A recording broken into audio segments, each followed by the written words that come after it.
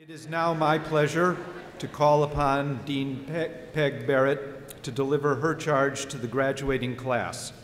This weekend, Dean Barratt will deliver her last charge to an Arts and Sciences graduating class at George Washington, as she has stepped down from the deanship of the Columbian College and will begin a sabbatical this summer, supported by a Fulbright scholarship.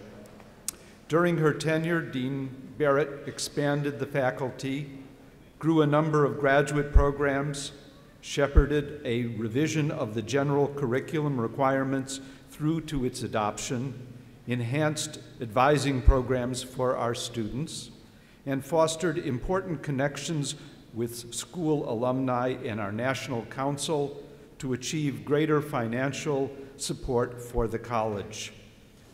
We thank you, Dean Barratt, for the energy you have brought to each enterprise and wish you much success in your new endeavors.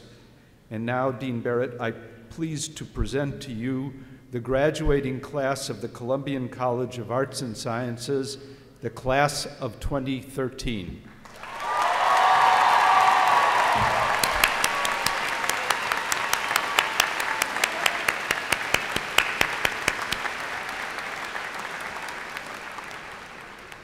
Thank you so much, Professor King, for your kind introduction and for all your efforts in organizing this wonderful gathering of our students, scholars, family, and friends. Thank you.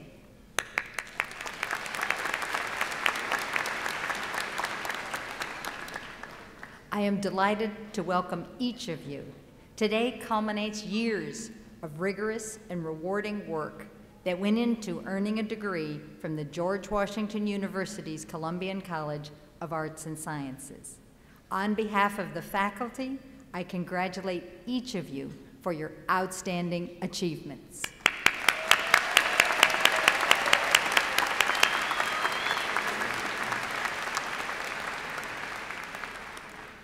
Each of you, with a desire to create and a passion to explore, has been on a collaborative journey with your professors. This student-faculty partnership is the essence of a GW education. Small classes, a capstone project, a thesis. These provided the opportunity for the learning partnerships that have guided your experience. For example, some of you have examined the factors behind a child's risk for obesity, worked on green chemistry, tracked century-old bank accounts of Irish immigrants to map the American dream, or mined data to expose the vulnerabilities of social media. And you have gone beyond the classroom and lab into the field. For example, one of your fellow students headed to Kenya last year to learn more about early tool makers. Others traveled to Alaska to analyze the permafrost layers of the polar region to assess the impact of climate change, while still others stayed closer to home, collaborating on research at the Smithsonian or designing exhibits at the historic Woodlawn Plantation in Virginia. And you have served, whether through a fraternity or sorority community project or a service learning class that combined academics and outreach. You have made manifest your commitment to a better world. Through your education, you have built a skill set that the corporations, nonprofits, government agencies, and graduate schools seek. Employers want individuals who can speak well and write clearly, who can understand the global and local perspectives. You can do this.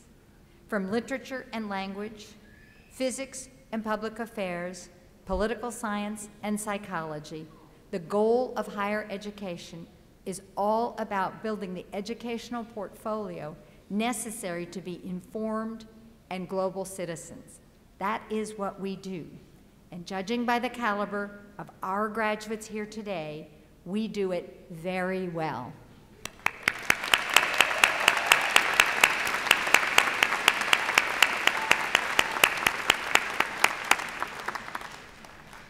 And what are we going to do next? I say we because I too am graduating today, transitioning from my role as dean to my next chapter. Yes, we are each at a threshold. It is now up to us to take what we've learned and apply it as a springboard for contributing meaningful solutions in our communities and the world beyond. This is our time to seek, recognize, and embrace opportunity, not to wait for it to find us. I think about my own son, a philosophy major, who followed his girlfriend to Paris after he graduated, with no job and no real direction. Yes, I was worried. But here's what he did next. He sent letters to 25 alumni from his alma mater and to schools all over Paris to inquire about internships. You've done that. Soon after, he landed a technology internship at a French school. His experience there reawakened past interests and ended up changing the arc of his life. By seeking out opportunity, he discovered his true passion and is now successfully working in the educational technology business. And that girlfriend, she became a research scientist and his wife, and now mother of my grandchildren.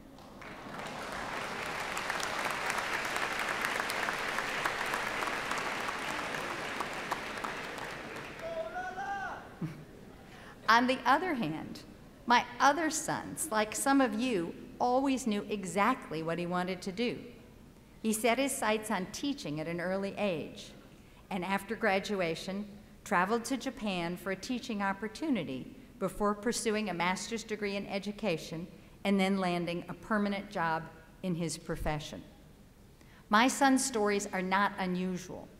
Each sought out opportunity and made it work. And I hear similar stories as I travel the country and visit with alumni. As you transition from this stage to the next, I charge each of you to seize the opportunity. Think big, act boldly, and make a difference.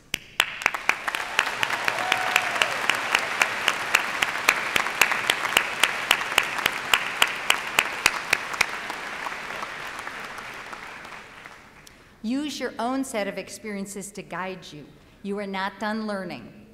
Absorb new knowledge, build your skill set, and follow your moral and ethical compass, because your ongoing achievement will be measured by how you choose to conduct your life and make your future choices. Whatever you do next, be confident knowing that with your GW education, you have the knowledge and the expertise to be intellectually nimble as you adapt to changing circumstances. We on the faculty feel privileged for the opportunity to have worked with you toward the common goal of high academic purpose. The relationships you have forged form unique impressions that create lasting memories. I often hear about these transformative experiences when I'm out meeting alumni. I hear about the challenging professor, the friends who met in Thurston or Hova. Each of you has a special connection to GW through your experiences here and through your professors who have contributed to your intellectual growth. Wherever you go, be proud to call yourself a George Washington University alum. Yes.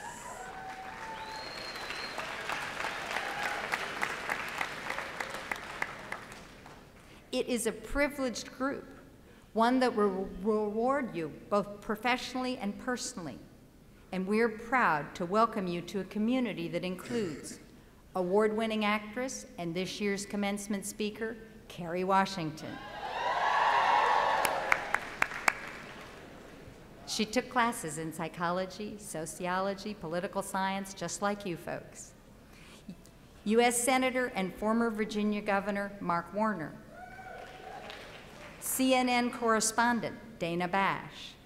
Top advisor at the World Bank, Sultan Lufti. Admiral Thad Allen, who received GW's Colin Powell Service Award and will be getting an honorary degree. And former First Lady of the United States, Jacqueline Kennedy. Along with today's excitement, I know this is also a bittersweet moment as you say goodbye to a place you've called home. But your experience here does not end with graduation. Please take advantage of the opportunities to come back to campus. And please remain engaged with our lifelong worldwide community. Going forward, your faculty and friends will provide a strong network to keep you connected to your alma mater. Please stay in touch and let us know how you're doing. Tell us your stories so that we can share them to inspire future students. And give back as you can. Mentor a student, support a prize, or give to scholarships so that others may follow in your footsteps.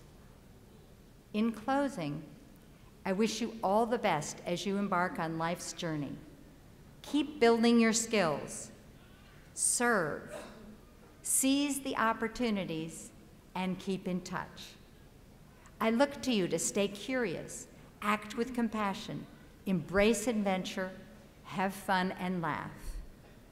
Overall, keep in mind the motto of our founding father and this institution's namesake. As Adam already said, George Washington said, "Deeds, not words." Congratulations.